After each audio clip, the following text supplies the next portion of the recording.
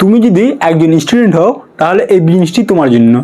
Student লাইফের সবচেয়ে best business হচ্ছে এই বিজনেসটি। এটা একটা অনলাইন বিজনেস।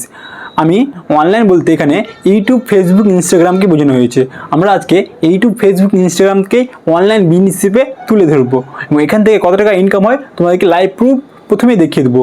আমি একটা ভিডিও দেখাচ্ছি ইউটিউব থেকে, একটা ভিডিওতে কত টাকা ইনকাম হচ্ছে, তারপরে আমরা অনলাइन বিজনেসের কথা নিয়ে আলোচনা করব।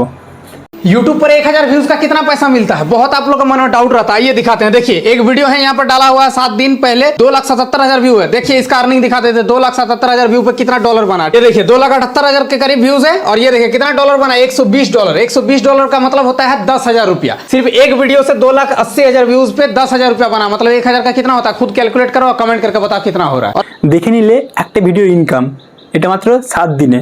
এই ভিডিওটা যদি 1 মিলিয়ন ভিউজ যেত তাহলে অনেক টাকা হতো। তোমরা ক্যালকুলেশন করলে কমেন্ট করবে 1 মিলিয়ন হলে কত টাকা হবে।